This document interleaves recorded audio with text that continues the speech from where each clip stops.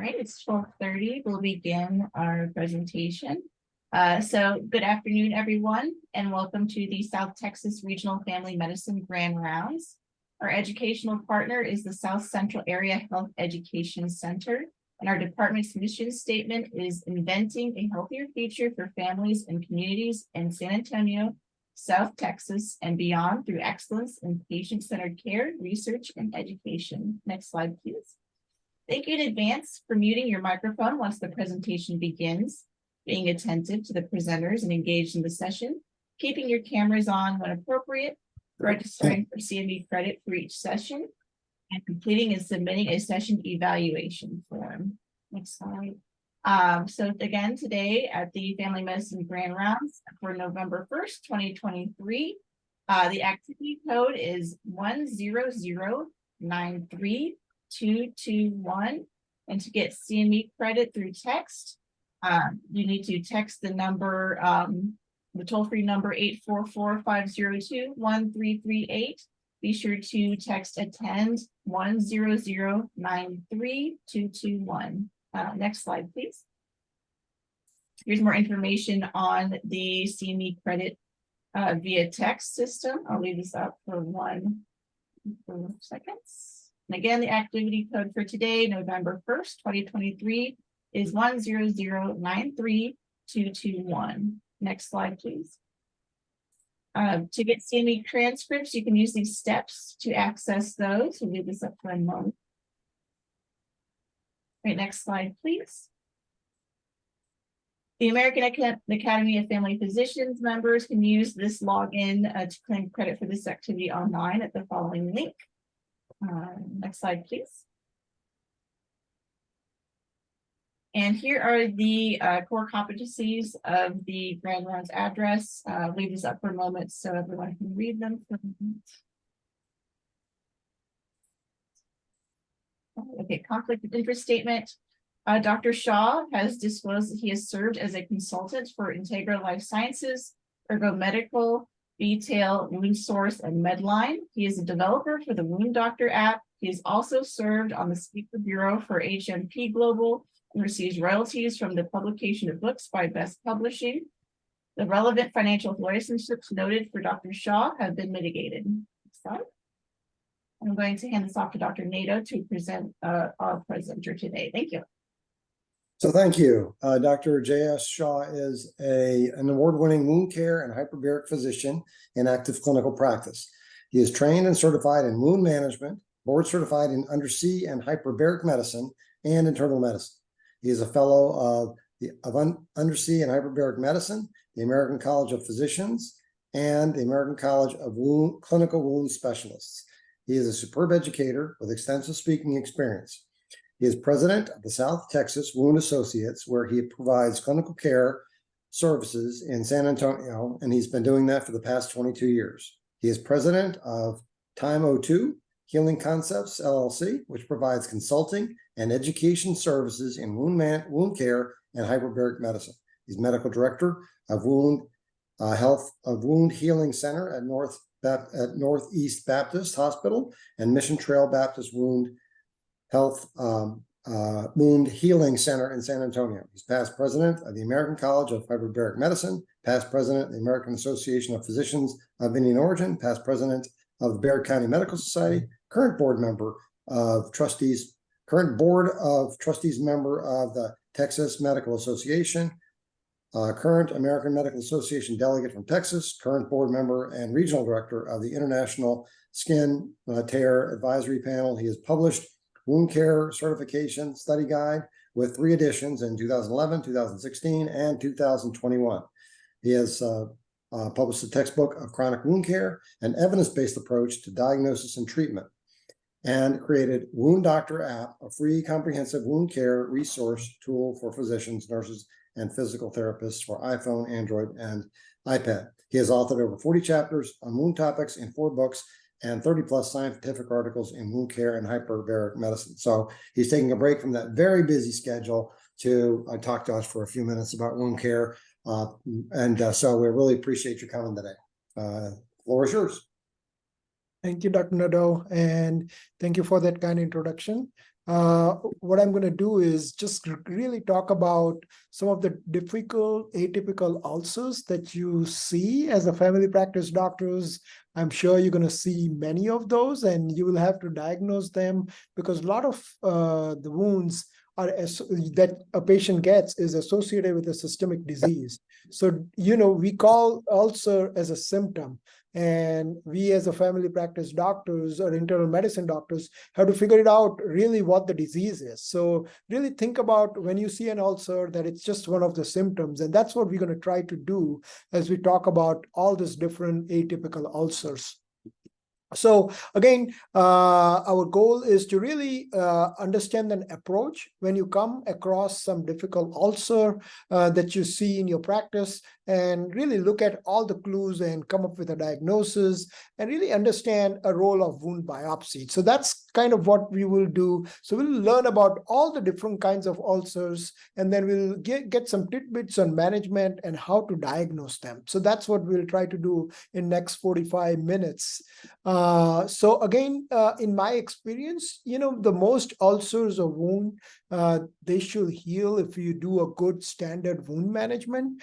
And usually they don't heal because they're not cleaned or they're not debrided, they have not been treated for biofilm, or they've been using cytotoxic agents for a long time, and that's causing that wound not to heal. The edema is not under control, patient has not been getting offloaded, and a lot of times we will find that the social determinants of health, that we find that is usually the reason why these ulcers are not healing, because those social determinants of health has not been addressed, or the nutrition has not been addressed. So a lot of times, if you address and do the good standard wound management, a lot of these wounds will heal.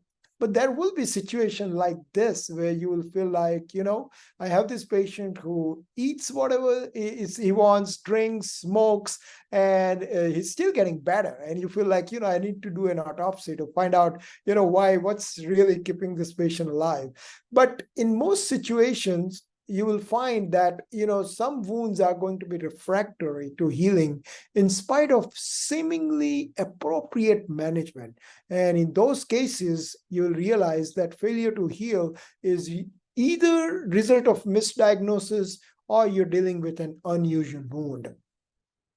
When you're dealing with an unusual wound or an atypical presentation, just ask two questions. That will really, it does, a lot of times they're just not looking right. It's a bizarre location for diagnosis. It has an unusual periwound tissue reaction or lack of it, or there is an unusual pattern of granulation or slough, or they're just not acting right. They fail to heal despite of all the appropriate care you're doing. Severity or pain is inconsistent with history, occurs in patient who shouldn't have them, or reoccur when they should not. Those simple things, if you keep in your mind, then you will be able to identify that these are atypical wound, and you really want to do a wound biopsy. As a family practice docs, you want to be familiar with this simple procedure that you can do in your clinic. And this is something which can be easily be learned. This is really, you can use a 0.4 or a 0.5 punch that you can do a biopsy right at the edge of the wound. When you do a biopsy, usually it's good to do at the edge, so you can get an ulcerated area, you can get an edge, and you can get a normal skin, so that your pathologist can really look at and decide, what's going on with that ulcer. Like, this is a squamous cell ulcer. It's a pretty large fungating growth, and you want to really take an ulcer biopsy multiple spots so that you don't miss a diagnosis. Okay, so punch biopsy is an easy thing to do. You should be able to learn it in your residency or in your training before you graduate, and which will be very, very important tool while you make a diagnosis of sometimes atypical skin lesions or atypical ulcers.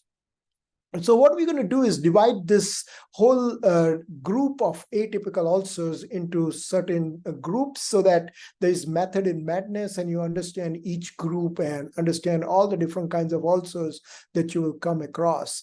Now, common skin condition that you will see are contact dermatitis and psoriasis. Like this patient, as you see, is a patient who was placed on a silver dressing and comes back with a rash. As you see, it's right where that dressing was placed. So it was really easy to make a diagnosis, and your treatment is to stop that silver dressing and sometimes put on steroids. And so, you will want to really differentiate from other differential diagnoses like atopic dermatitis or xerotic eczema or nummular dermatitis. But this is your classical contact dermatitis where you will put them on steroid cream, take that dressing off, and your ulcer will heal.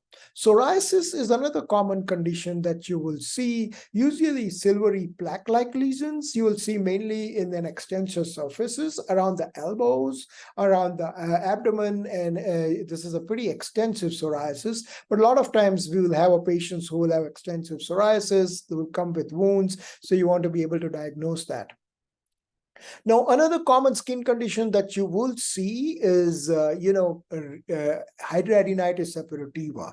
Now, I put it in the group of acneiform eruption because that's what it is. It's an acne inversa. So you know about acne, but this is acne inversa. Okay, it does involve sebaceous gland, and this is a common skin condition that you will see in your practice, usually associated with a morbidly obese patient. Usually they will get it below the axilla, below the groin, or below the abdominal folds. And a lot of times it's mild hidradenitis suppurativa where you can have one or two lesions, which you can do a little debridement in the clinic, which is called punch debridement. You can kind of take it out, the whole lesion out, and then you can do a local wound care with a topical metronidazole, or you can use topical clindamycin gel, and that will work. Sometimes I inject steroid below that lesion, and that can helpful. It is considered autoimmune. So if you have moderate or severe HS, then you will have to work with a dermatologist or rheumatologist, and you may have to give them biologicals, and there are a lot of new biologicals that have been approved, like Humira has been approved for severe HS. Now, this guy has a severe HS, as you see, it extends all the way to the sacrum, to the both buttocks. And when you have severe HS, then we work with plastic surgeons, and they need an excision, complete excision of the HS lesion, and then put a negative pressure therapy, and then we are able to put a skin graft, and sometimes also use biologicals as a combination. So again, HS is a common condition that you want to be familiar with, and a very difficult condition to heal. So, your patients are going to be very grateful if you can help them and treat them properly. Now I'm going to look at various infections that you're going to come across. These are all the different kinds of infections that you want to be familiar with. We'll start with the simple ones. And this is, a patient who had end-stage renal disease who came through ER with multiple small boils. He has diabetes, he has end-stage renal disease, and this one is community-acquired methicillin-resistant Staph aureus, causing this folliculitis. You put them on mupirocin and locally, and give them anti-MRSA antibiotics like doxycycline or Bactrim and clindamycin, and they should usually do well. You also want to be familiar with abscess. As a family practice docs, you will be doing IND procedure in your clinics, and you should be familiar with doing incision and drainage. This is someone who had deep abscess on the right ischium. Usually they are staph or Staphylococcus or Streptococcus. That's what you are basically treating them with antibiotics, but you should be familiar to do a simple IND procedure in your clinics. Carbuncle, this guy was admitted with diabetic ketoacidosis. He was in ICU, and patient was very sick and was on pressures initially, and they were treating his sepsis. They could not find his source, and when they did a good skin assessment, this patient had a carbuncle. And patient also didn't know that he had developed this carbuncle on the back. This is confluent with small boils, as you see in the back, and which required an IND, and then that patient did well. Again, this was the source for his diabetic ketoacidosis. So again, be familiar with carbuncle, common in diabetic patient, mainly you will find in the back. Impetigo is another condition that you should be familiar with.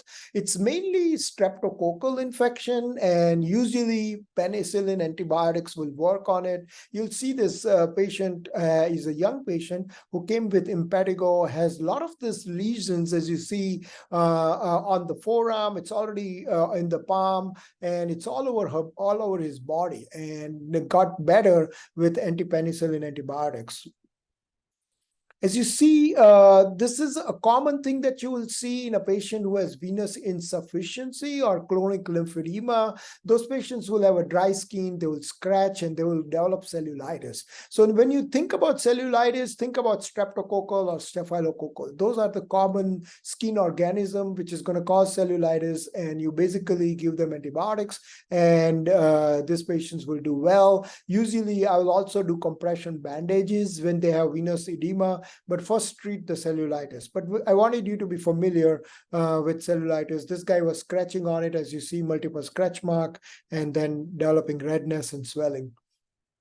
Leprosy is not very common in this part of the world, but it is a Mycobacteria leprae. It's an infection, but the presentation is quite a bit similar to diabetic patients. As you see, this affects the nerve and then causes ischemia or necrosis of the toes, has neuropathy, foot deformity, also get auto amputation. So this is something very similar to diabetes, but it's an infection. It's a Mycobacteria leprae infection that you will see. There's one pocket of leprosy patient in Louisiana, but usually you will not see leprosy patients here in this country.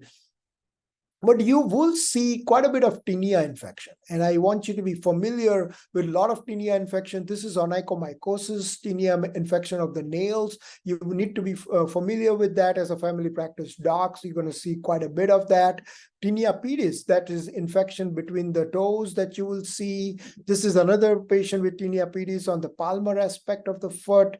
And then you see this tinea capitis. Now, tinea infection, the classical rash is you're clearing, you have a centrally clearing rash. So your rash is migrating, but the central part is clearing. This, you see that here. You usually treat locally with, you can give antifungal cream, micronazole cream, or nystatin powder you can give. If it is pretty extensive, then you can give oral azoles, which sometimes we have to give them. But this is something you will see all the time, tinea crudis, tinea capitis, tinea pedis. So just be familiar with treating these fungal infections, okay? All right, this is an interesting case. So let's see, you can use the chat box to answer so that we can be interactive. I'll be asking you questions too, because we have some very, very interesting cases. So this is 32-year-old Hispanic male. He kind of is an illegal alien. He used to come to across the Mexico border, work in the field. He will get these lesions and he will kind of drain it himself. He will go back to Mexico, take antibiotics, and he kept on doing that for 3 years before he came to us. And when he came to us, he's just 32-year-old. His foot is completely deformed, and you see those small sinus lesions. And what will you do in this scenario? What will be the quickest and the best diagnostic test that will help to make a diagnosis? I don't know whether you are able to use the chat box. If you are, you can. If you're not, I just think about it and see what you will do as a next step, because a lot of times, you will find that all the choices that you're seeing are all the right choices, but what is the question is very specific. What is the quickest and the best diagnostic test that you will do in this patient? And as someone said, you'll do a biopsy. Again, as you see, all the choices are correct, right? But what is the quickest one is the gram stain will be the fastest way, that will be the easiest way, and doing the culture right away, you can do the gram stain and you can say, hey, look, I'm seeing neutrophils, I'm seeing this filamentous organism. I know this is a gram positive, this is a non-spore forming anaerobic bacteria. Yeah, this is actinomycosis israeli. And now, actinomycosis is quite common in dental literature, in cervical region. Pulmonary actinomycosis has also been known. And we have published a couple of cases and case reports about actinomycosis in the foot. And here, this guy had a chronic actinomycosis. So the treatment is usually surgical excision. And the good news is it's sensitive to penicillin. So if you give ampicillin, amoxicillin, or IV penicillin, then the patients will get better. So this patient got IV penicillin, and then he was switched to ampicillin, which was given for 6 months. And then because he had extensive osteomyelitis, our infectious disease doctor decided to put him on suppressive amoxicillin or ampicillin for lifetime, because he did not want amputation. All right, necrotizing fasciitis is another thing that you don't want to miss, especially if you are in an inpatient service and if you are looking at patients with cellulitis, because a lot of time these patients are admitted with a diagnosis of cellulitis, and you as an inpatient doc will be seeing them, and you don't want to miss it. If you're working in ER, you don't want to miss it. That's why I have this picture. This is a classical initial presentation. A lot of these patients will have underlying disease like diabetes. They will have autoimmune disease. They may be on chemotherapy. A lot of times these patients are IV drug user, and that's why a lot of times these patients don't get the correct diagnosis, because they come with a very intense pain, and a lot of times they will have a record of pain-seeking behavior. They're IV drug user. So a lot of times this necrotizing fasciitis may be missed, but you don't want to miss that, because the way clinical science that I have found that is very useful, and that's useful in literature, is a pain which is out of proportion. And a lot of times these patients will come to you and say, I was doing well 2 days ago, and now I can't even walk. I'm not able to walk. I can't lift the leg. And that is very, very significant finding. When the patient says he was walking and now he cannot walk and the pain is out of proportion, think about necrotizing fasciitis. This is a classical necrotic blisters that you will see, and a patient who had a pain which was out of proportion, and he was admitted with cellulitis. And the necrotizing fasciitis was then diagnosed after we got inserted as a wound care doc. So again, very important that you make this diagnosis in ER early on, because streptococcus can spread very quickly. It is spreading 1 centimeter every hour. So if you miss a diagnosis for 12 hours or 24 hours, then these patients get worse very quickly and can lose their extremities. So if you want to save their extremity, early diagnosis is important, and getting them early to the surgery. And that is the most important thing you can do, is to get them to surgeon, and they can do extensive fasciotomy, and that will save the limb and that will save the life. So very important that you do that. Streptococcal spreads very quickly. If you have staphylococcus, then that is usually spreading 1 centimeter every 24 hours. So that's not spreading very quickly, but streptococcus will spread quickly. Okay, so that is something that you want to know about. Okay, this is another guy who came in, who's a diabetic, who came in with gangrene and was having a gas on an X-ray and MRI, and then required quick open guillotine amputation. So again, very important that you are able to diagnose this necrotizing infection. If you were heard of Vibrio fulvinicus, that is associated with sea oysters, and that is something usually associated with liver cirrhosis patient or patient who has a liver disease, and those guys get fulminant necrotizing fasciitis. Usually those patients end up in ICU. So again, think about necrotizing fasciitis as an important diagnosis. All right, you can use the chat box again and see what do you think is the diagnosis here. This is a middle-aged female Rose Gardner who developed multiple ulcer, which started as a nodule as seen in the above picture on the forearm. And as you see this multiple nodules, and as it goes on in the forearm, yes, indeed, this is sporotrichosis, absolutely correct. This is sporotrichosis. It's again, remember, Sporothrix is found in soil, moss, and other vegetation, also associated with landscaping. So a lot of times, if you are taking a board exam, they will put a landscaper or a gardener in a story, and you want to think about Rose Gardner's disease. This occurs because of inoculation of organism into skin or subcutaneous tissue, and it presents with subcutaneous papules, nodules that can ulcerate, typically on the hands and arm. It can invade joints or systematically, and the diagnosis is by culture. And now you can give oral azoles. I gave 3 months of oral itraconazole on this patient before it got completely resolved. Before, they used to give amphotericol or potassium iodide, amphotericin. We called it amphotericol in our times, but we don't use that anymore because azoles are very, very effective. All right, this guy is a 38-year-old immigrant, multiple ulcers on the right pretibial with undermining. His PPD positive. What do you think is going on here? Quickly, because I have a lot of slides to cover. So if you can respond quickly, then that's great. Keep you interactive. So keep you guys awake kind of on your lunch hour. This is typical tuberculous ulcer. Okay, it's a PPD positive young immigrant. Those are a lot of clues there. But tuberculous ulcers, you're not going to see quite a bit here. You might see them in a university setting.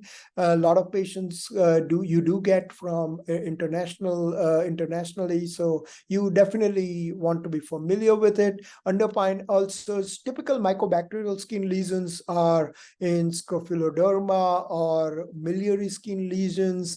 But what you want to be familiar with is atypical mycobacterial infection. And there are quite a few of atypical infection that you want to be familiar with, and you will see them in your practice. So Marinium, Buruli, Fortuitum, Chiloni. So you definitely want to be familiar with that. This guy is working in the aquarium, works with fish, and he got this mycobacterial infection called Mycobacterium marinum. And this is really very hard to treat and required a long-term antituberculous antibiotics.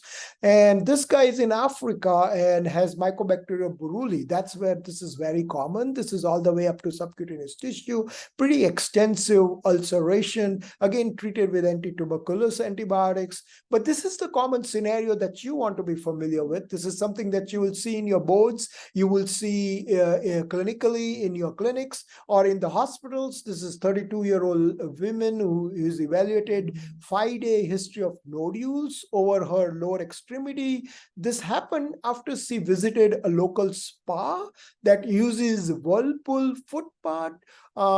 She kind of reports shaving her legs with a razor before her visit, and tissue culture grew mycobacterial species within 5 days. What do you think is the diagnosis? Is it Mycobacterium marinum, Mycobacterium ulcerans, Mycobacterium fortuitum, or Mycobacterial avium complex? What do you think is going on here? If you respond quickly, then you get to there's a prize if you get all the right answers. This is definitely an atypical. The way to make a diagnosis is based on tissue culture. AFB is a slow growing organism. There are very few fast growing organism, okay? And that's where the clue is. And that's what the boards is trying to ask you. When they ask you this question, that's what they're asking, if you know which are the fast growing mycobacteria. And the fast growing one are Mycobacterial fortuitum, Mycobacterial Chiloni, and Mycobacterial abscesses. Those are fast growing mycobacterial. You'll get the results within 5 days. Rapidly growing mycobacterial, and that's the common one that you will see in the practice here in United States. And this is common scenario, so that's why it's in the boards. Mycobacterial fortuitum furunculosis is a well-described skin infection in patients who obtain pedicure at the nail salon that uses contaminated whirlpool foot bath. So, a lot of these patients comes from Mexico and they get their pedicure or they get their surgery done and they sometimes can get mycobacterial infection. This is the patient that we had who is immunocompromised. She has dermatomyositis and she's on steroids. She had a venous procedure and then she got this wound which was just not getting better. And she went to multiple wound care clinics, multiple doctors, and the wound was just not getting better. And then she was referred to us for second opinion. And we kind of thought that this is quite atypical looking ulcer. So we kind of did all the cultures, especially she was not getting better. So we ended up doing AFB culture also. And in 5 days, it came back and it was positive for AFB, and she was positive for Mycobacterial Chiloni. And when we treated locally with it was sensitive to erythromycin. So locally with erythromycin, and she was treated with antituberculous drug by our infectious disease doctor. And so again, be familiar that you can get atypical mycobacterial infections, especially in immunosuppressed patients. Think about that when you like the patient that we had. So again, think about that because you will be coming across that. Now we're going to switch gears and look at some of the common skin cancers that you want to be familiar with. And here the biopsy will be very, very useful. The ones I told you can do in your clinic. And if you're familiar with how to do that, you will be able to make a lot of this diagnosis like we are able to make in our wound clinic. This is 60-year-old white female. Look at the clues. White female developed this ulcer in the back. It's in the back. It's a sun-exposed area which has not progressed for last 3 years. So for last 3 years, this wound is around the same. Biopsy was done, as you see in the picture. What is the most likely diagnosis? As you see, there are biopsy. These are the 2 biopsies that we did. It's a punch biopsies. What do you think is the diagnosis? Yeah, Brooklyn, you're correct. This is typical basal cell cancer, right? A lot of clues here, sun-exposed area, white female, not progressing, very common cancer, which does not progress. This is another patient with basal cell cancer. This is around the ear that you see. And this is another patient on the leg, which has after debridement basal cell cancer, which arises from epidermal basal cell. It's the most common malignancy found in association with wounds, mainly occurs in sun-exposed area. Patient's wound outgrowths its blood supply, it erodes, and it subsequently ulcerates. It's rarely metastasized. The good news is this basal cell cancer rarely metastasizes. So that's a good thing, it's a slow-growing cancer. How about this one? This is a malignant neoplasm arising from characterizing epidermal cells. This is 95-year-old female who comes in with this ulcer on the dorsal foot. You see that fungating growth. What do you think is going on here? This is fungating growth from keratinizing epidermal cells. This is squamous cell cancer. Absolutely correct. That's a squamous cell cancer. How about here? This is kind of has a little red herring here on this question. This guy is someone who has hidradenitis suppurativus. He's HIV positive, and he has a recurrent skin lesions. And this patient had a fungating growth, and this is the biopsy site. what do you think is this? This is again, yeah, this is squamous cell cancer. He's HIV positive. That's a red herring. This patient has a malignant transformation. So what happens is when you have an ulcer for a long time, that ulcer can convert into malignancy. And when it converts into malignancy, it usually is a squamous cell cancer. So think about when you have an ulcer for a long time, that ulcer can convert into malignancy, and the malignant transformation of an ulcer is a squamous cell cancer. Okay, this is the second most common kind of skin cancer that you will find. This is an early squamous cell. This is also called Bowen's disease. If you heard of that, it's a precancerous lesion. That's a Bowen's cancer. And this is another atypical squamous cell cancer that you see here. But again, squamous cell cancer is common with immunocompromised patient, in a patient with solid organ transplant.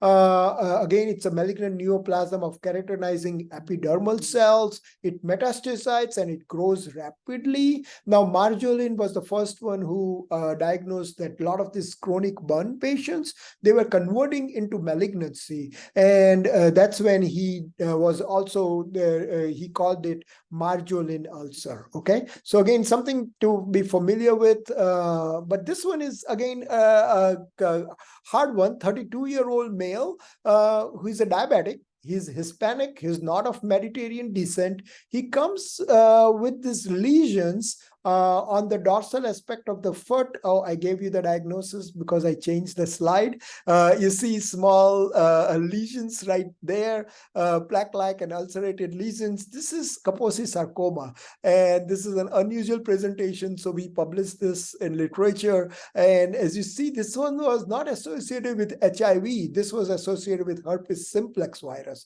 So a lot of Kaposi sarcoma patients, you may have association with herpes simplex, again, Kaposi malignant tumor of lymphocytic and epithelial cells linked with HSV and HIV. Lesions are usually slightly raised. Usually you will be able to make it. These are atypical presentation, but usually you will see a vascular lesion. So that's how you will be able to make that diagnosis right away. They are vascular, they are raised macule or raised purple, red macules or patches. And usually they have HIV as an history or an AIDS patient. You want to look at their CD4 count and you give them highly active retroviral therapy. But on our patient who was non-HIV diabetic patient, we just gave local radiation therapy, cryotherapy, and chemotherapy. And this is a thing, something to remember. The only FDA-approved drug or an ointment is L-tretinoin gel. It's approved for Kaposi sarcoma that you can put locally. So that's something that you may want to be familiar with. Malignant melanoma, this is something you want to know because these are really very fast growing. These are very lethal form of cancer. So you want to be familiar with ABCDE. It's a tumor of melanocytes. It's a most lethal form of cancer. And you basically prognosis is depending on depth, how deep it is, whether it's epidermis, dermis, subcutaneous tissue. So the staging is Clark's level, depth is Breslow depth, but that's based on how deep the melanoma is. And that's very lethal. So early you make a diagnosis, you can save patients' lives. So always atypical lesions, think about asymmetry, borders which are fuzzy or irregular, color which is variable, diameter which is greater than pencil eraser, or if it's increasing in size or evolution. So that's how you make that diagnosis, okay? This is another patient that you want to know. Again, any skin lesion or any malignancy that comes with ulcer is usually has a poor prognosis, okay? So this one is someone who had non-Hodgkin's and Hodgkin's lymphoma, mixed lymphoma, came with ulcer. This is on the axilla. If you see this, if you orient yourself, this is on the axilla. This is the chest, and this is right, big ulcer on the axilla. And this patient, again, required chop therapy and radiation therapy and did not do well. A cutaneous T-cell lymphoma, we see quite a few patients with that, and you want to be familiar with that. A lot of T-cell lymphoma patients will present with ulceration, and here the treatment is usually chemotherapy. Wound care is usually supportive. This is another T-cell lymphoma patient with diabetic patient that we saw, again, pretty extensive lesions that you see. Again, he had diabetic and had a necrotic wound, but that was also T-cell lymphoma. This kind of lesions that you see on the thigh, he had it all over his body. All over the body, he had this T-cell lymphoma. So again, when it presents with ulcers, they have a really poor prognosis that you want to be familiar with. We're going to switch gears again, and we're going to go into the world of autoimmune disease, and we're going to look at all the different kinds of and hypercoagulable states. So we're going to look at all the different things. Vasculitis, this is a patient who already had history of vasculitis and has this painful ulcer. You see that purple color rash and the libido reticularis pattern, the lacy pattern that you see, punched out edge, pain out of proportion, undermined edge, and this is how you want to make a diagnosis of vasculitis. Now, I am sure you have learned about vasculitis in your residency and in your training. Vasculitis is a huge differential diagnosis. The definition is inflammation and necrosis of blood vessel that can be triggered by infection, malignancy, medication, and connective tissue disease. Again, the classical way to make a diagnosis of vasculitis is palpable purpura. So if you have a board question, that's what they are trying to look at. They will be putting a picture of palpable purpura, and they want you to make sure that you are able to diagnose that this is small vessel vasculitis. Again, the rapid way of diagnosis is skin biopsy. As I told you, skin biopsy is the procedure you want to learn in your training because that will be very, very useful as you go out in practice. Again, a lot of this vasculitis can progress to internal organs, kidneys, and require systemic treatment.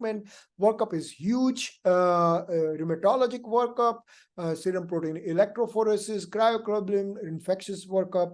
A lot of times vasculitis could be simple from antibiotics. That's what we see. You give antibiotics, they get vasculitis, or sometimes it's viral infection causing vasculitis. And so you want to be familiar with the huge differential diagnosis for vasculitis. And you will see all these different kind of pictures. You will see different case scenarios coming to you. As I said, palpable purpura is the vein, libido reticularis pattern. A lot of times they will have arthritis, painful lesions. They will have systemic symptoms. They may have nodules, again, tissue necrosis. So a lot of different things that you will see. All these pictures you are seeing, all these pictures, those are all clinical case scenarios of vasculitis that you will be able to see. If it's a mild vasculitis, you can treat with leg elevation, compression stocking, antihistaminic, steroid, anti-inflammatory drugs, or sometimes I give doxycycline, which is anti-inflammatory antibiotics, topical steroids, Dapsone, colchicine, potassium iodide.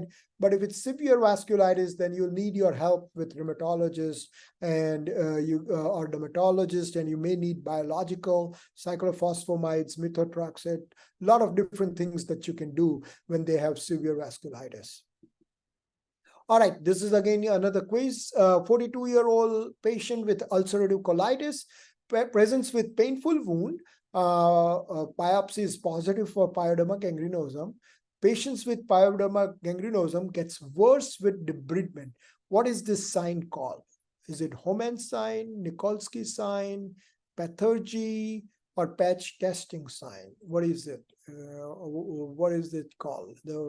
It's already Homan's is with DVT, right? It's not your pyoderma gangrenosum is pathergy.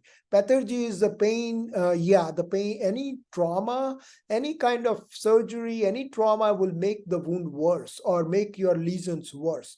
Then you think about pyoderma gangrenosum. As you see these are atypical lesions. They have undermined edge, painful ulcers, which are out of proportion on this patient. As you see, this patient heal very abnormally. They heal with a called cibriform scar. scarring that you see here in this picture. That's a cribriform scarring, and that's your typical way the pyoderma will heal. And so you will know that this is pyoderma gangrenosum. This is classically how they will present. This lady had autoimmune hepatitis, and this patient came in with a necrotic lesions on the leg, and I debrided the wound, and the wound got worse. It got angry, worse, and I knew the diagnosis right away. Patient was not happy because the wound got worse because of my intervention, but I knew the diagnosis that this was pyoderma gangrenosum. This is pathology. Any debridement, even when you do a biopsy, sometimes the wound gets worse. So you have to let that patient know that you may next time come with a worse lesion than what you have today because of my biopsy. Okay, a lot of these patients, if you do a biopsy, they will show that they have neutrophilic infiltration. It is considered to be autoimmune neutrophilic dermatosis, typically on the legs, but we have seen pyoderma gangrenosum all over, and all over the body, in the back, in the abdomen, around the ostomy site. We have seen it everywhere. Okay, 50% of them will have disease which is associated with inflammatory bowel disease, hematologic disease, connected like Crohn's or ulcerative colitis, multiple myeloma, leukemia, lymphoma, connective tissue disease like autoimmune disease, all of them, lupus, rheumatoid arthritis, IgA paraproteinemia, or internal malignancies. So you will see them. Okay, the way to make a diagnosis is two major criteria: history of rapidly progressive painful ulcer with irregular, violaceous, undermined border, and you want to exclude all other causes, or it could be minor, can be skin biopsy, as I said, showing sterile neutrophilic inflammation, pathology, cribriform scarring, presence of systemic disease. Like if someone comes with ulcerative colitis and a painful ulcer, you're going to think about pyoderma gangrenosum right away. Or sometimes you're not able to know you have a refractory painful ulcer and you give a trial of steroids. And if you give a trial of steroids, and if that patient gets better, if the 50% improvement, you know that this is pyoderma gangrenosum. So again, these are all the criteria in the literature. These are different classifications and criteria that's out there. Okay, and there is a paper comparing all three different kind of criteria: Sioux criteria, Paracelsus, and Delphi consensus. I use Delphi consensus, but a lot of people like Paracelsus criteria because you are able to score them. You're able to give the points to it based on what that patient has, and if you have greater than 10 points, then you know that this patient has pyoderma gangrenosum. So again, all the things that we talked about, they are put it under criteria and they are put it under score. So you get the score for everything that you do. So again, this is something that you may want to be looking at. What is calcinosis cutis? That's another thing.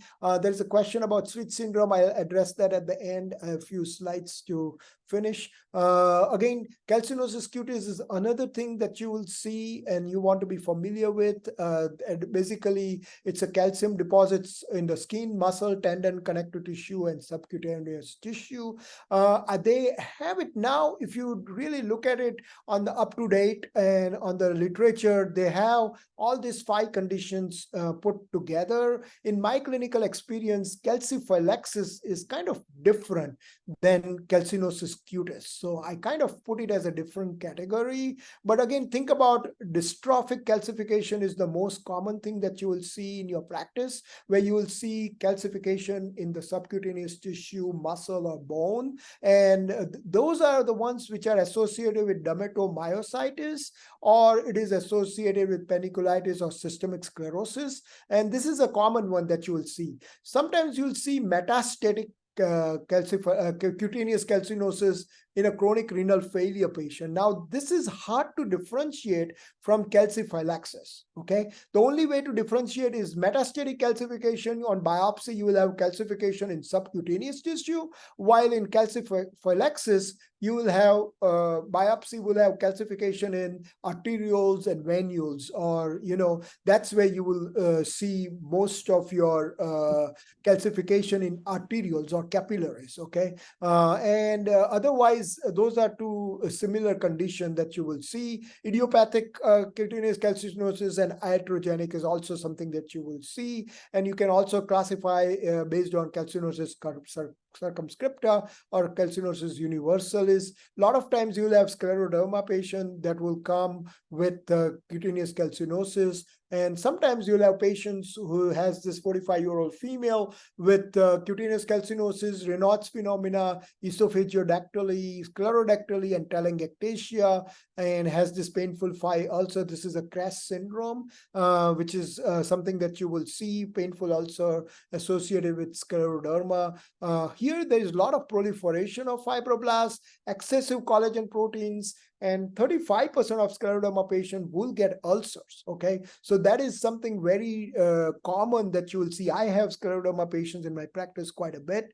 Calcinosis with cutaneous cutis, Raynaud's, esophageodactyly, sclerodactyly, and telangiectasia. As you see, there is a calcification here in this patient had all Kress syndrome. The whole belly was kind of like a stone-like, it was all, sub-Q was all calcified, and she had this lesion which was draining milky fluid, and when you put a curette on that wound, you'll see that scratchy sound that will like a calcium coming out. And I have patient right now where I have students in my clinic, and I let them feel that calcium coming out of that wound, and they get kick out of that.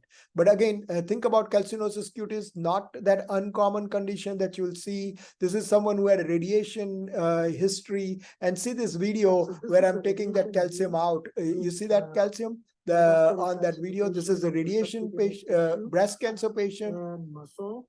So I'm going to try to debride that. Look at that forceps and that calcified tissue coming out. Radiation injury, as you see the skin, this is all radiation related skin changes. And she has this wound. So I'm going to debride this wound. Try to take some of this dead tissue and calcium out. This is a pickup. We're using a curved scissors. See, it's so hard, and that's calcium. It's all calcified. Okay, and so you had to debride that again and again, and for that wound to get better, because a lot of times you get calcification from any kind of trauma, and this is from the radiation therapy. So again, a case history, another one which is iatrogenic and calcification, where we were able to take the calcium out and get that heal. So a lot of times it's IV medication that will do that, but sometimes I've seen that when they are on high supplements of calcium or vitamin D, I have seen iatrogenic cutaneous calcinosis.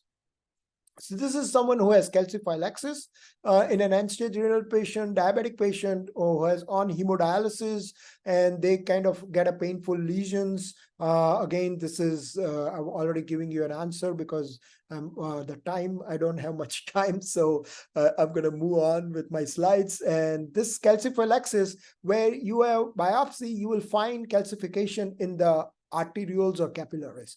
And here also you have pathergy. They can get worse with debridement. So again, you do conservative debridement with, I did send enzymatic debridement, scored it on the clinic, and electrical stimulation, and get that wound to heal. Now, again, they are sudden presentation. Their prognosis is really painful. And sometimes these patients can get livedo reticularis pattern, and they can have unexplained high level of generalized arterial insufficiency. And they have metastatic calcification in lumen, right? When you have calcinosis cutis with metastatic, that is in subcutaneous tissue. So those are two different conditions. Okay, so here it got better, but the prognosis is poor, and they sometimes have tertiary hyperparathyroidism. So again, remember when you learn in endocrinology, primary, secondary, and tertiary, these patients end up getting tertiary. So here their calcium and phosphorus is high, and their parathyroid hormone is high. So secondary, your calcium and phosphorus is low and parathyroid hormone is high. Here, calcium, phosphorus is high, parathyroid hormone is high. They get tertiary hyperparathyroidism. Treatment is low calcium hemodialysis. You can give IV sodium thiosulfate and vitamin K. These are all off-label. There is really no good treatment for calciphylaxis. So everything we do is off-label. So I really need to let you know about that. And the prognosis is bad. The lower the lesions, the better prognosis. So if it's in leg, the prognosis is better. But if it's in the flank, like this patient has, the prognosis is poor. The higher the lesion, the worse the prognosis. All right, so these are another calciphylaxis patients you're seeing. Again, this patient I gave vitamin K, K2, and did very well with that. A spider bite is something that you may see, and remember that spider bite with red flag, US flag as the sign to remember red, blue, and white is the clinical sign to diagnose spider bite. And mainly you want to diagnose brown recluse spider bite, and you want to diagnose the black widow. Those are the most the ones. They have sphingomyelinase D on their venom, and then they can cause muscle necrosis. So those are the ones which are life-threatening, and someone which can get muscle necrosis. So those are the ones you want to diagnose them quickly. All right, we're going to go in last 5 minutes and cover other zebras that we have not covered so far quickly. And this one is a radiation wound that you will see the guy who had a squamous cell cancer, got radiation, and then got infected and took a long time to heal, develop osteomyelitis. And again, radiated wounds are really difficult to heal because they have atrophy of tissue. They kill the normal cells while they kill the cancer cells. They have poor wound bed. They have no evidence of independent healing capability. They have fibrosis, peeling red skin, and moist desquamation. It required myocutaneous flap to heal that wound.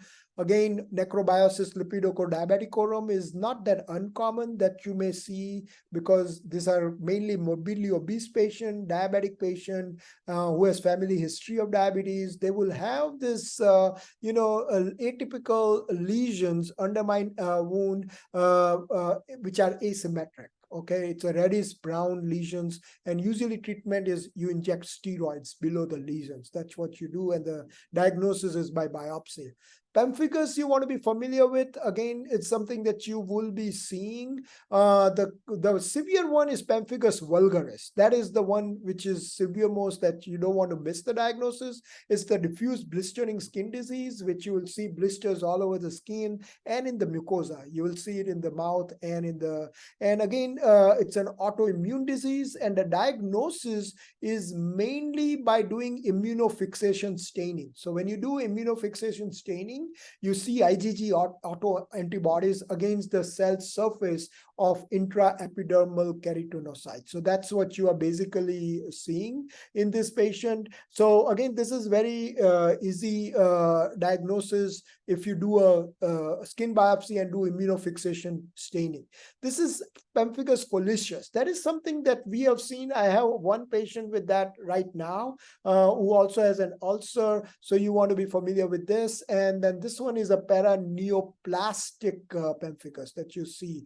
Again, those are three varieties of pemphigus you want to. This is a more common one than the other pemphigus, bullous pemphigus, where you see that tight lesions. This is a tight skin lesions, tight blister, and sometimes you'll miss the diagnosis because it's not all over the body. I see them just on the leg, and I do a biopsy and I find bullous pemphigoid, and then I have to treat with steroids or local steroid treatment. But the biopsy, again, you have to do immunofixation staining. The difference is you'll see staining and linear deposit of IgG or C3 along the dermal epidermal junction by direct immunofluorescence. And sometimes they're associated with malignancy. So you want to be familiar with this.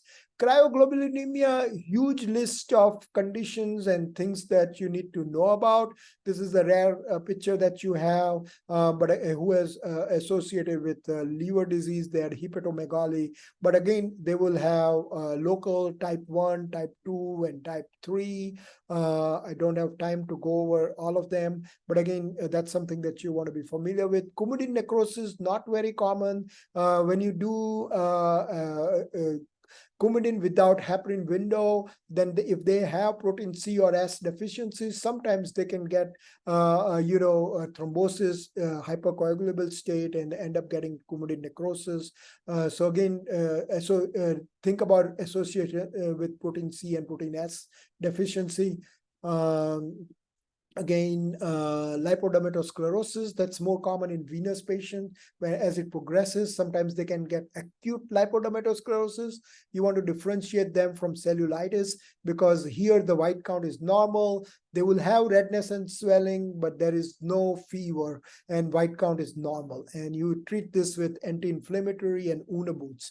Sickle cell ulcer is another common condition that you will see. This is an African-American male with a painful wound. It's a complication of sickle cell anemia, inherited genetic disorder, usually caused by trauma. They may have severe anemia. They have problem with viscosity because of abnormal hemoglobin molecule, and they cause hypoxia and ulceration. Medical management is zinc. You can give methylfolate calcium or pyridoxal 5-phosphate and methylcobalamin, which is another, there's a combination available, transfusion therapy, and those are something. IV arginine is useful, and pentoxifylline. So those are something that you can be looking at. Okay, this is the guy who came with gangrene foot and was scheduled for amputation, and when they did a pre-op, his PTT was high.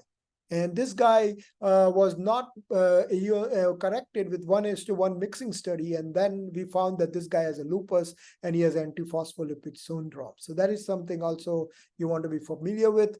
Another important thing that you want to know is hydroxyurea. Hydroxyurea is a common chemotherapy that you give in myeloproliferative disorders, and polycythemia vera. And this patient has got ulcer because of hydroxyurea. As soon as you stopped hydroxyurea, the patient healed. So a lot of times you want to do a good history and physical, because I still think history and physical is the best diagnostic tool that's out there for diagnosing atypical ulcer. So if you make a good history and physical, you'll be able to diagnose a lot of these ulcers. This is a patient who is a nurse who is kind of making her own wounds because she wants to get some emotional gain, and she has this ulcer for a long time, like she heals and she makes one. And I put a Unaboot and she healed. So factitious ulcer, Munchausen syndrome, a lot of this were psychiatric disorders associated with ulcers and atypical lesions.